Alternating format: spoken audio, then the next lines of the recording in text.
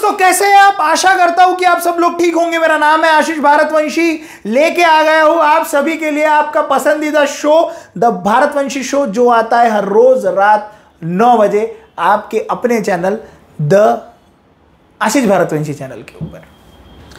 आज का टॉपिक थोड़ा स्पेशल है। वो स्पेशल क्यों मैं आखिर में बताऊंगा। फिलहाल के लिए निजाम दक्कन में अपने पैर जमा चुका है और दक्कन की कार्रवाई चालू हो चुकी है। शाहू महाराज की पैनी नजरें है, बाजीराव की खचकनम नजरें है, शाहू महाराज पैनी नजर। क्यों? क्योंकि शाहू महाराज बृहस्पति प्लैनेट के जैसे शांत, दिमाग लगा करेंगे जो करेंगे। बाजीराव मंगल ग्रह है, खचकनम खड़खड़ा के प्रेजेंट ही लगाओ। और तुमको एक बात बताता, सुनो क्या है, मैं जितने व्यूज एक्सपेक्ट करता हूं उतने व्यूज नहीं आते। 10,000, 15,000, 20,000, 30,000 मैक्सिमम।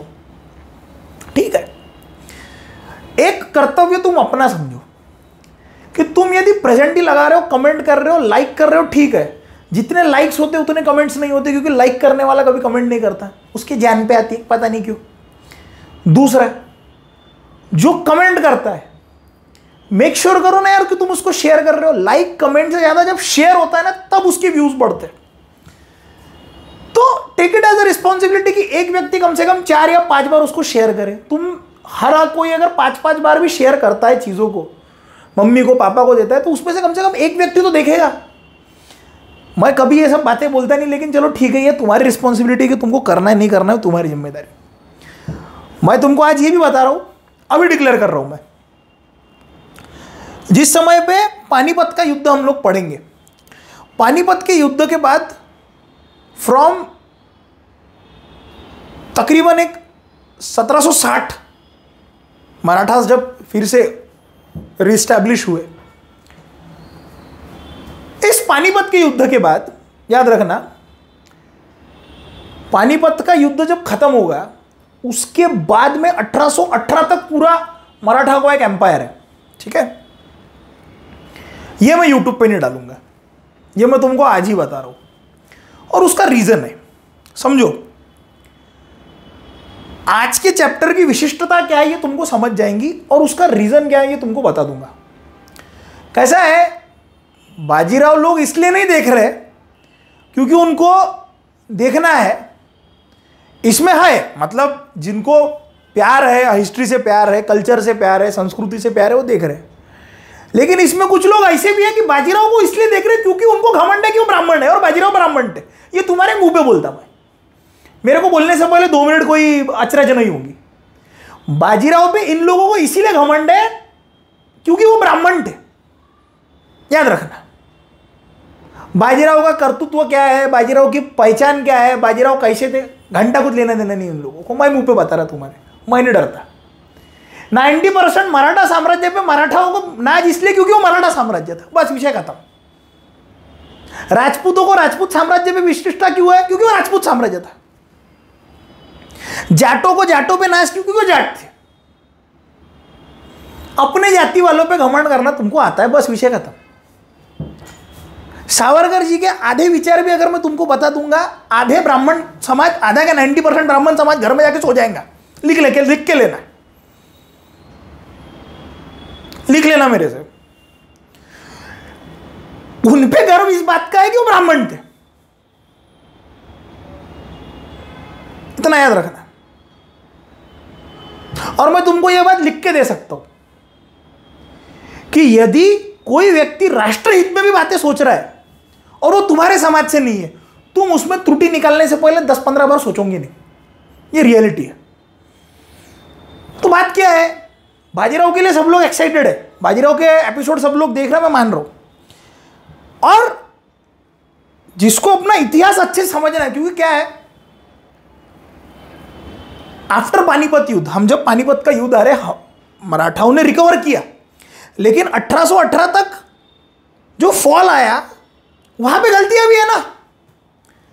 मैं यूट्यूब पर क्यों नहीं डालना चाहता, अभी नहीं डालना चाहता, मैं नहीं डालना चाहता। मेरी इच्छा हुई 1-1.5 साल के बाद डालना, तो मैं सोचूंगा उसके बारे में, सोचूंगा बोल रहा हूं मैं, कंफर्म नहीं दे रहा। मैं क्यों नहीं डालना चाहता उसका रीजन तुमको अभी बताता मैं। व्यूज ही नहीं आते ना। आज के लेक्चर की विशिष्टता मैं तुमको आखिर में बताऊंगा, तुमको मेरा आंसर मिल जाएगा। अब जैसे मैं तुमको और एक एग्जांपल देता हूं, रिलीज ऑफ यसुबाई, वो अब तुम ये बोलोगे कि सर आप रेगुलर नहीं रहते इसलिए, ऐसा नहीं है ना। हाउ औरंगजेब डाइड, इस वाले लेक्चर पे 70,000 80,000 व्यूज है। मेरे को पता है, मेरी बहुत कैपेसिटी 1.5-2 लाख की रहती है। ध्रुव राठी, देखो ध्रुव राठी को मैंने करेक्ट किया था, इसीलिए उस वीडियो पे 7.5 लाख व्यू, मोस्ट व्यूड है मेरा वो वाला वीडियो। यानी तुमको ऐसा है कि तुम ध्रुव राठी की मारो, उसमें शिवाजी महाराज से प्रेम नहीं है तुमको इस बात से प्रेम है कि मैं ध्रुव राठी की बजा रहा हूं। ये रियलिटी दे रहा हूं तुमको मैं। वो वाला वीडियो मोस्ट व्यूड वीडियो है मेरा, 7.5 लाख व्यू है उस पर, बड़े वाले में। क्यों है? ध्रुव राठी की बजा रहे। शिवाजी महाराज से प्रेम नहीं है तुमको। Shivaji Maharaj is just your ego, तुम्हारा मान सम्मान नहीं हो, ईगो पे आ चुका है तुम्हारे बात। हमारे शिवाजी महाराज को कैसे बोला, वो होता है तुम्हारा। तुमको शिवाजी महाराज सीख के उनके ऐसा बनना नहीं है, बस तुम्हारे ईगो का पार्ट हो चुका है। वो बाजीराव ईगो का पार्ट हो चुका है, क्या खत्म। कुछ लोग उस दिन बाजीराव को भी गाली दे रहे थे कमेंट सेक्शन में, इंस्टाग्राम पे, छोड़ो। तो जो पानीपत के बाद वाला सेक्शन रहेगा, ध्यान से समझना, 1818 तक वाला, मेरी इच्छा हुई तो यूट्यूब पर डालूंगा, लेकिन इस साल तो मैंने डालने वाला, इस साल भूल जाओ उसको। तो फिर मैं वो कहां पे डालूंगा? यूट्यूब पे जो मेंबरशिप रहेंगी, एकदम नेग्लिजिबल फी, 119 रुपीज फीस रहेंगी उसकी, नेग्लिजिबल। 119 रुपए में किताब नहीं आती मराठा साम्राज्य के ऊपर, कोई भी बड़ी से बड़ी और अच्छी से अच्छी किताब खरीदो। शिवाजी महाराज की भी सबसे बेस्ट किताब 1000 रुपये से शुरू होती है, 500, 600, 700 अभी मिल रही थी। 350 जो राज्याभिषेक था उसमें, वो भी 1000 रुपये की किताब है।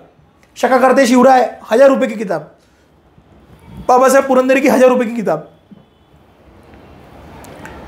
119 रुपये फी रहेंगी। मैं बहुत डिटेल में लेके जाता हूं हर चीज। आज के चैप्टर की विशिष्टता मैं तुमको बताऊंगा आखिरी में क्या है। तो 119 रुपीज मेंबरशिप फी रहेंगी यूट्यूब की, उसमें मैं पूरा मराठा साम्राज्य पढ़ाऊंगा A to Z। Same goes with the Udaipur का साम्राज्य में पूरा पढ़ाऊंगा, नो डाउट। लेकिन अदर राजपूत स्टेट्स जो है उनके बारे में यदि तुम्हें पढ़ना है, वो मेंबरशिप में डालूंगा मैं। ये मेरा फैसला है, क्योंकि मेरे को व्यूज नहीं आते, मेरा खोपड़ा खराब होता है। फिर अगर वो चीजें 1000-2000 लोगों को ही देखनी है, 119 रुपये कोई बहुत बड़ी बात नहीं है। 119 रुपीज तुम सोच के देखो, उसमें मैं डालूंगा। अब वो तुम्हारी मर्जी है, तुमको देखना ही नहीं देखना है, तुम्हारी मर्जी है। जब चालू करूंगा तो मैं बताऊंगा। अभी से मेंबरशिप मत लेना, मेंबरशिप चालू हो चुकी, लेना मत, बस मैं तुमको अभी बता रहा हूं, ठीक है? तुमको लेना है लो, नहीं लेना है मत लो, देखना है देखो, मत देखना है मत देखो। लेकिन मेरे को इस बात की तसल्ली रहेंगी भाऊ कि वो एपिसोड वही लोग देख रहे हैं जिनको एक्चुअली इंटरेस्ट है। तुम्हारा कैसा युद्ध हो रहा है देखो। अभी एक जन ने कमेंट करी, सर बोले बाकी चीजें शॉर्ट में निपटाओ, बाजीराव बताओ। अबे बाकी एक जन ने कमेंट करी थी, सर बाजीराव बाकी का निजाम शॉर्ट में निपटा, बाजीराव बताओ। बाकी का शॉर्ट में निपटा क्या तुम क्या खाना खा रहे क्या? मंचूरियन थोड़ा सा दो, मेन कोर्स बढ़ा दो। इतिहास समझना है, सारी चीज समझना पड़ता, दुश्मन समझना पड़ता, नहीं समझना मत समझो, सीधी बात है। मैं पूरा डिटेल में इतिहास पढ़ा रहा हूं A to Z। निजाम आ चुका है और वेस्टर्न साइड के किनार पट्टी के लिए 4 साम्राज्य में लड़ाई चल रही है। गोवा और वसई में पोर्तुगीज बैठे हैं, कोलाबा और विजयदुर्ग में मराठा साम्राज्य के कान्होजी आंग्रे बैठे हैं, मुंबई में अंग्रेज बैठे हैं और जंजीरा में सिद्दीस बैठे हैं। इन सभी में संघर्ष चल रहा है कि वेस्टर्न किनार पट्टी किसके हाथ में आएंगी।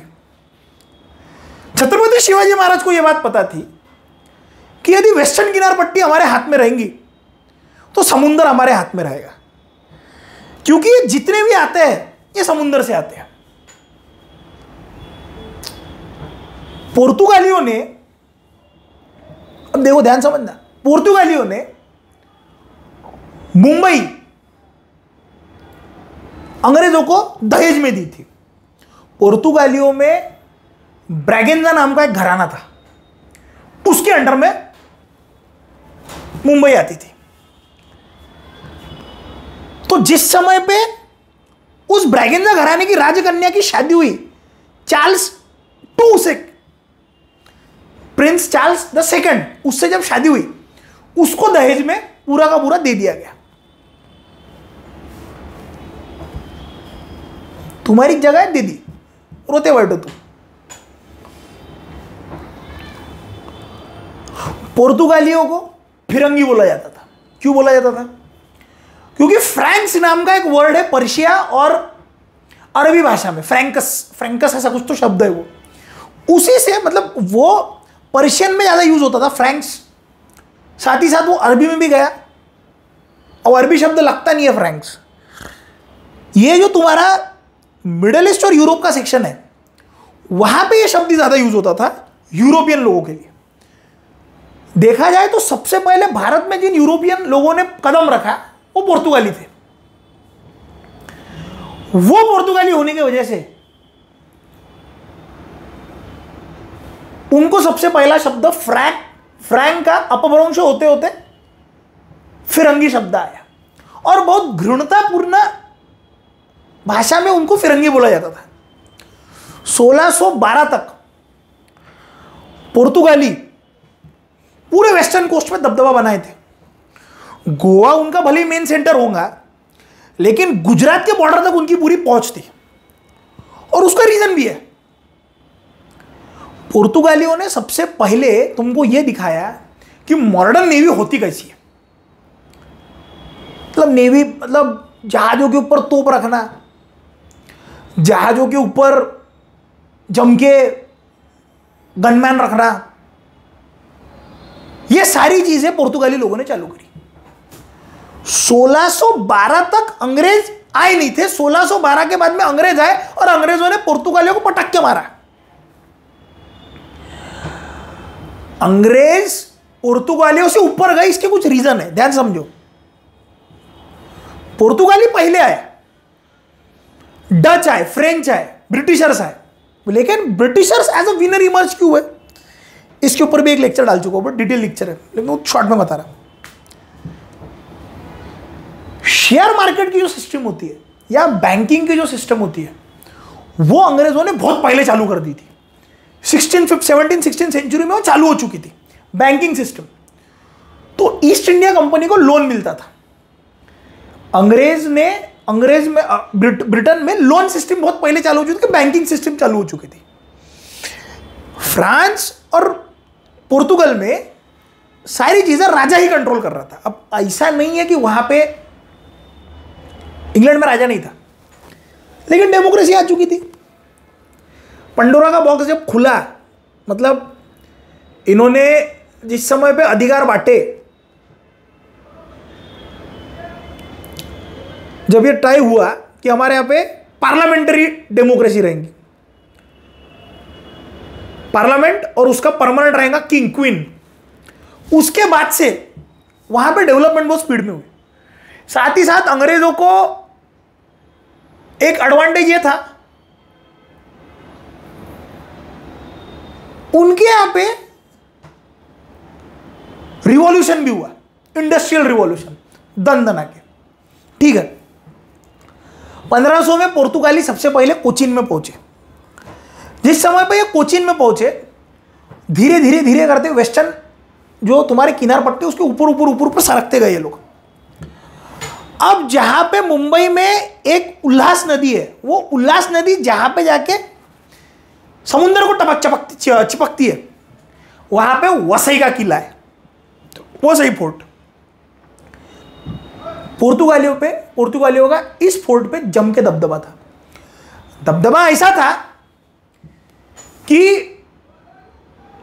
अकबर के समय पे जब हज की यात्रा के लिए जहाज निकलता था, तो पुर्तगालियों को कार्टेज देना पड़ता था, मुगलों को भी।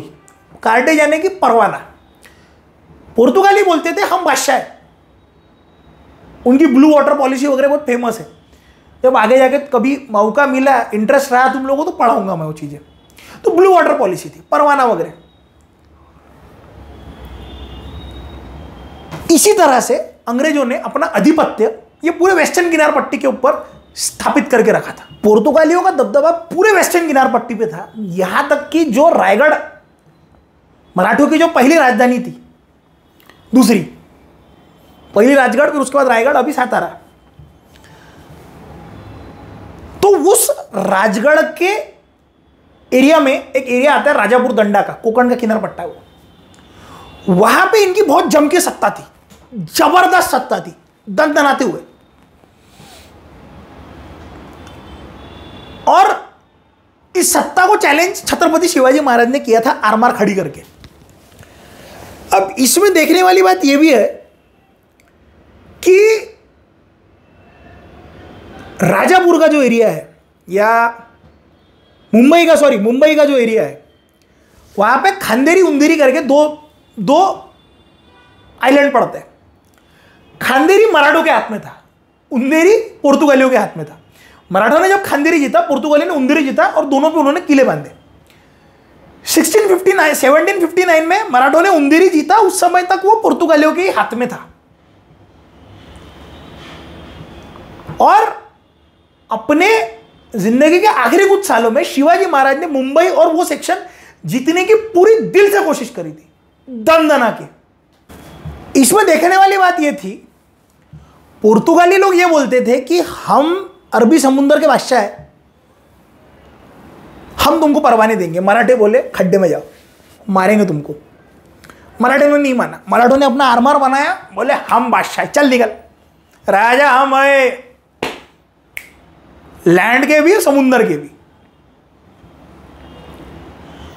पुर्तगालियों की अरबियों के साथ में बहुत झगड़ा था। रीजन बीइंग, जब कॉन्स्टेंटिनोपल जिस समय पे कैप्चर किया अरबियों ने, वो लैंड से रास्ता बंद हो गया, तो पुर्तगाली वहां से आ नहीं सकते थे, उनको समुद्र ढूंढना पड़ा। यहां तक कि वहां पे बहुत उच्छाद मचा रहा था, कन्वर्जन बहुत जम के रैपिड थे यूरोप और उसके सेक्शन में। पुर्तगालियों को इसकी चिढ़ थी, इसीलिए उन्होंने सबसे पहले क्या किया, कैलिकट में आके, यहां पे आके उन्होंने सबसे पहला डिमांड यही किया, हमको अरबी नहीं चाहिए, खत्म करो इनको। और उसी के चक्कर में जिस समय पे इनके झगड़े मराठों के साथ में, मराठों को एक बात समझी, अरबियों को अपॉइंट करो, बाद में लेटर में, संभाजी महाराज और उनके बाद में लेटर, अरबियों को अपॉइंट करो, छोड़ो इनके पीछे। 1713 में कान्होजी आंग्रे नेवल हेड बने। अब कान्होजी आंग्रे जिस समय पे नेवल हेड बने, तो कान्होजी आंग्रे के नेवल हेड बनने के बाद जम के लड़ाइयां हुई है पुर्तगालियों में और अंग्रेजों में, बहुत जम के संघर्ष था। दोनों कभी कभी मराठों के खिलाफ लड़ते थे, लेकिन मराठे पटक के मारते थे इन लोगों को, दो के। और उसी के ऊपर पूरा चैप्टर है आज का, इसमें आज बाजीराव भी है। जिस समय पे कान्होजी आंग्रे की डील हुई बालाजी विश्वनाथ या शाहू महाराज के साथ में, क्योंकि कान्होजी आंग्रे पहले यशुभाई का अपना, कान्होजी आंग्रे पहले तारा रानी के पास में थे, तो इस डील के बाद में, ये जब डील पूरी निष्पन्न हुई, उसके बाद में बालाजी विश्वनाथ ये सारे लोग ध्यान देने लगे वहां पे। लेकिन फिर भी पूरा ध्यान उनका नहीं था, क्योंकि शाहू महाराज का साम्राज्य स्टेबल नहीं था, तो बालाजी विश्वनाथ का ध्यान वहां पे था। 1730 तक पूरा ध्यान नहीं है। बाजीराव ने फिर जाकर बहुत जम के तमाशे करे, लेकिन 1720-21 में एक लड़ाई हुई है, उस लड़ाई के बारे में आज हम पढ़ने वाले हैं। देखो, ये चैप्टर ऑलरेडी हो चुका है, लेकिन इसमें मैं तुमको वो सब चीजें बता रहा हूं जो मैंने पहले तुमको नहीं बताई। ये आशीष भारतवंशी का स्टाइल है। अगर मैं एक ही चीज तुमको 2 बार सुनाऊंगा, डेफिनेटली दूसरी बार मैं तुमको कुछ तो भी नया सुनाऊंगा, रिपीट नहीं होऊंगा, ये मेरी गारंटी है। कुछ तो भी नया, कुछ तो भी नया अपन हमेशा लेके आएंगे, खचकनम। मुंबई के जो अंग्रेज थे, वहां पे जो व्यापारी थे, ईस्ट इंडिया कंपनी, उनको व्यापार में बहुत इंटरेस्ट था। अब व्यापार तो करना है, लेकिन वो डरते भी थे, क्योंकि मुगलों से वो परवाने लेके आए। लेकिन मुगलों से परवाने लेके आने के बावजूद उनको एक तो मराठों का भी डर है, उनको पुर्तगालियों का भी डर है। मुंबई के बाजू में शास्टी का आइलैंड है, ध्यान समझना, शास्टी का आइलैंड। शास्टी क्यों बोलते हैं उसको? उस आइलैंड के ऊपर 60 गांव है। कितने? 60, इसीलिए 60 शास्टी, ठीक है। वो था शास्टिका आइलैंड। इस शास्टिका आइलैंड में पुर्तगाली है, पुर्तगाली बाजू में। अब यदि मराठों को मुंबई में आना है तो उनको शास्त्री से बाईपास होना होगा, या फिर एक खाड़ी आती है, उस खाड़ी से उनको होके आना पड़ेगा।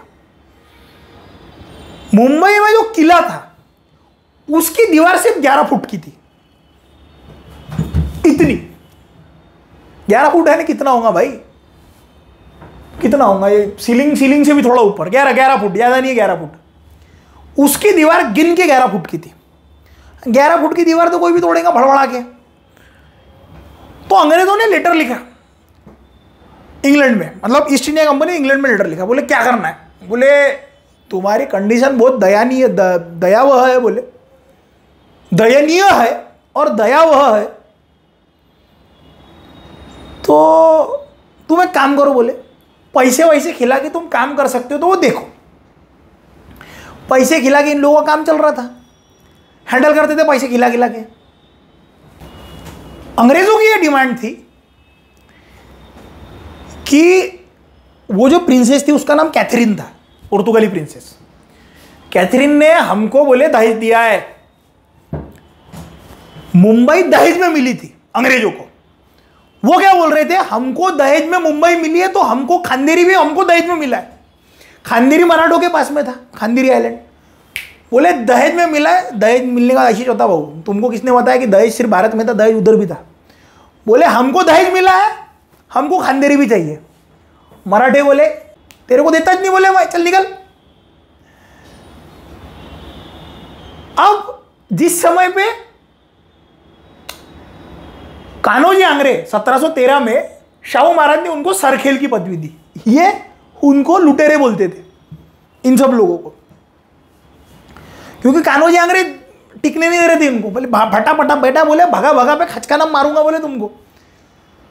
तो कान्होजी आंग्रे ने डील करी, बोले अगर मुंबई में तुमको दावा चाहिए तुमको हमसे परवाने लेने पड़ेंगे, और शांति रखने के लिए अंग्रेज बोले ओके ठीक है, हम तुमसे जहाज लेंगे, बोले किराए से।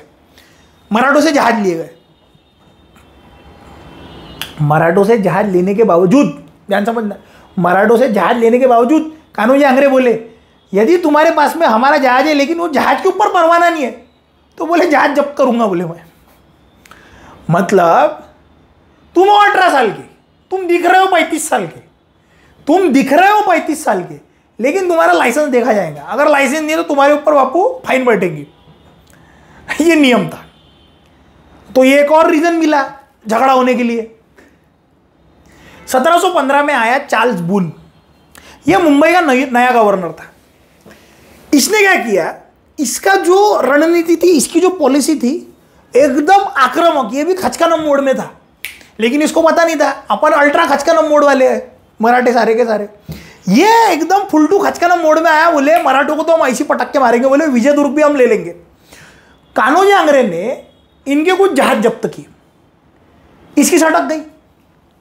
इसने लेटर लिखा, लेटर के दो मतलब निकले। पहला ये कि बोले हमारा तुम्हारे राजा के साथ में बहुत अच्छी फ्रेंडशिप है, तुम उनके ऑर्डर मान रहे नहीं हो, बोले। इससे दो मतलब ये निकलते हैं, शाहू महाराज एक तरह से डिप्लोमेटिकली राजाओं के साथ में या गवर्नर्स के साथ में बहुत अच्छे से बात करते थे, लेकिन डेमोक्रेटिकली इनके सूबेदारों को खुली छूट थी। मैं बात करता तू मार, मैं प्यार से लेता तू खचकाना मुड़ा दल। इसीलिए ये जो लेटर आया कि भाऊ ये क्या चल रहा है तुम्हारा, ये आगे जाके कारण बना कि विजय दुर्ग पे अंग्रेजों का एक युद्ध हुआ, मतलब उन्होंने अटैक करा। और चार्ल्स बून ऐसा था, बोले जहाज बनाएंगे, अटैक करेंगे, सब करेंगे, तगड़ा था वो, मेंटली वो स्ट्रांग था, बोले मारेंगे अपन इसको। स्ट्रेटेजिकली था क्या, अभी बताता हूं तुमको। खांदेरी का आइलैंड ये मुंबई को चिपक के था, तो मुंबई के अंग्रेजों की उस पर नजर थी। मेरे सामने वाले खिड़की में एक चांद का टुकड़ा रहता है, अफसोस ये है कि वो अंग्रेजों से उखड़ा उखड़ा रहता है। बोले गाय को उखड़ा रहने देने का, उसको सटका दे बोले अपने इसमें। इसीलिए अंग्रेजों ने क्या किया, अंग्रेज बोले अपन अटैक करेंगे। कान्होजी आंग्रे बोले आओ मैं रेडी हूं। तो 1 नवंबर 1718 को पूरी खचकनम फोर्स रेडी करी। चार्ल्स बून डेयरिंग वाला आदमी, पहले के अंग्रेजों को पता था मराठी बहुत मारेंगे, कान्होजी आंग्रे तो पटक पटक के मारेंगे, ये रेडी थे। चार्ल्स बून ने पूरी खचकनम तैयार करी और 1 नवंबर को कम से कम 98 जहाजों का काफिला लेके, ठीक है, 98 जहाजों का काफिला लेके वो खांदेरी पर अटैक करा। 3 नवंबर से 8 नवंबर के बीच में जम के रण संग्राम हुआ। कान्होजी आंग्रे रेडी थे, ब्रिटिशर्स उतरने की कोशिश कर रहे, कान्होजी आंग्रे बोले काट डालो इनको, तो देखना नहीं। 5 दिन युद्ध चला, चार्ल्स बून को वापस पलटना पड़ा। हो गया, तुम खचकनम हो, हम डबल खचकनम है, धड़ धड़ा के। अब चार्ल्स बून को यह देखना था कान्होजी आंग्रे की शाहू महाराज के साथ में और बालाजी विश्वनाथ के साथ में कितनी बनती है। उसने अंग्रेजों ने अपना एक दूत भेजा, बोले जाओ जाके उसको देख के आओ। वो गया, बालाजी विश्वनाथ दिल्ली जाने की तैयारी कर रहे थे। भाऊ दिल्ली जाना है सबसे इंपॉर्टेंट है, उनको जाना था दिल्ली। मेरे को कोई दिल्ली जाते वक्त रोकेगा, बोलूंगा तू अपना काम कर, मैं दिल्ली जा रहा। दिल्ली इज वेरी इंपॉर्टेंट, क्योंकि दिल्ली में दिल है, दिल्ली घर है अपना, वो ध्यान दो। दिल्ली जा रहे थे, वो बोले मैं जाऊंगा, तुमको जो करना है करो। बालाजी विश्वनाथ बोले बाद में आना तू, मेरे पास टाइम नहीं दिया। बालाजी विश्वनाथ ध्यान ही नहीं दिया, कोई ध्यान नहीं दिया बालाजी विश्वनाथ ने, बोले घर पे रहो अपने तू। बालाजी विश्वनाथ निकल गए। चार्ल्स बून ने ये बता के भेजा था कि तुम ये देख के आओ कि भैया इनका संबंध कैसा है एक दूसरे के साथ में, ये एक दूसरे से अच्छे से बात करते क्या, अगर अच्छे से बात करते हैं तो किस तरह से बात करते हैं। बालाजी विश्वनाथ कान्होजी आंग्रे की अच्छी दोस्ती है क्या, होंगी तो टाइम पास मत करना, छोड़ देना उन लोगों को। ये सारी चीजें वो देख के आए थे Balaji Vishwanath. But of Delhi is important, Delhi जाना था, दिल्ली जा रहे थे, ध्यान नहीं दिया। बोले घर पे जा, तू सो जा, बोले बाद में आना। बात ही नहीं हुई। इस समय पे पुर्तगालियों ने डील कर ली अंग्रेजों के साथ। पहला चार्ल्स जो है इंग्लैंड का, उसने अपनी पूरी रॉयल स्क्वाड्रन करके, उनकी जहाजों की पूरी सेना थी, 6000 लोग भेजे, बोले जाओ मारो। बोले कुलाबा का किला फोड़ना ये उनका उद्देश्य था। इस समय पेशवा पद के ऊपर बाजीराव आ चुके थे।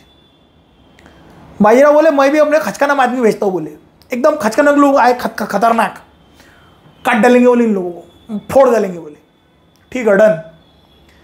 पूरी सेना लेके ये लोग घुसे, उसको वो डिफेंड ही करते नहीं आया। मैंने इसका डिटेल वो वाले वीडियो में दिया है, वो वाले वीडियो में एक बार देखना, उसकी लिंक मैं नीचे डाल दूंगा, कमेंट सेक्शन में पिन करके रखूंगा, वो वीडियो देखना, उसमें बहुत डिटेल में बताया। आज मैं ये चैप्टर में क्यों ले रहा हूं, क्योंकि फ्लो टूटने को नहीं होना। इसके बाद क्या हुआ, इसके बाद क्या हुआ, इसके बाद क्या हुआ, क्यों कोई नए लोग भी जुड़े हैं ना, तो वो चैप्टर देखो, उसमें मैंने बहुत डिटेल में बताई चीजें। ये फ्लो के लिए बता रहा हूं आज, समझे क्या। अंग्रेजों ने विजयदुर्ग पे भी अटैक किया, कोलाबा भी अटैक किया, कांग्रेस ने पटक के मारा, और मैंने बहुत डिटेल में पढ़ा है उसमें। आज मैंने कुछ नया बताया इसमें, मेरे को पता है, वो वाला वीडियो एक बार प्लीज देखना तुम लोग, अगर तुमको वो या पूरा डिटेल में ब्रीफ में युद्ध चाहे बाजीराव कैसे घुसा वगैरह सब है उसमें। अब हुआ क्या, इसके बीच में इन्होंने बाजीराव को लेटर लिखा। बाजीराव की उम्र 20-21 साल की है, बाजीराव को लेटर लिखा, बोले नुकसान हुआ, आदमी भेजो, पैसा दो। बाजीराव ने क्या किया था, पुर्तगाली और अंग्रेजों ने 2 टुकड़ियां बना के अलग अलग अटैक करने की कोशिश करी थी। बाजीराव ने पुर्तगालियों को अकेले पटक के मारा था, अंग्रेजों को अलग पटक के मारा था। तो इन्होंने पुर्तगालियों के साथ में एक डील करी कि तुम अंग्रेजों के साथ में संबंध नहीं रखोगे। अंग्रेजों ने लेटर लिखा, बोले नुकसान भरपाई दो। बोले हमने पुर्तगालियों के साथ में डील कर लिए, तुमको अलग से बात करनी है, आदमी भेजो, बात करेंगे। अंग्रेजों को लगा भाई क्या करेंगे बात, कुछ बात नहीं करेंगे हम लोग, ठीक है। और आंग्रे और अंग्रेजों की वैसी झमकती रहती थी। एक लेटर इन्होंने फिर इंग्लैंड भेजा कि 1725 आते आते सूरत का धंधा पूरा ठंडा पड़ चुका है, क्योंकि मराठी बहुत मारते। बाद में जाके तह वगैरह हुए और धीरे धीरे रहते हुए बातें नरमाई और शांति पे आ गई। बाद में भी बहुत जम गई युद्ध है। कान्होजी आंग्रे के ऊपर मैंने बहुत डिटेल में एक पूरा वीडियो डाला है, शिवाजी ऑफ इंडियन ओशन करके, वो एक बार जाके देखना, तुमको और डिटेल में समझेगा। और शाहू महाराज ने फिर इन सब चीजों के ऊपर ज्यादा ध्यान नहीं दिया, क्योंकि उनकी चीजें अब निजाम के ऊपर पूरी गढ़ चुकी थी। और इतिहास में फिर से बोल रहा हूं, कल भी बोला, इतिहास में ये बहुत देखने लायक है भाई कि जहां जहां निजाम के कदम पड़े बाजीराव भी वहां वहां जा रहे थे। अब बाजीराव निकले भाऊ कर्नाटका की मुहिम पे, और कल हम देखेंगे कर्नाटका की मुहिम में जाके बाजीराव बोलेंगे हमको चौथ होना। तो मिलते हैं कल के एपिसोड में, तब तक के लिए अपना ध्यान रखिए। आज की जो बातें बोली वो भी ध्यान रखिए। जय हिंद, जय भारत।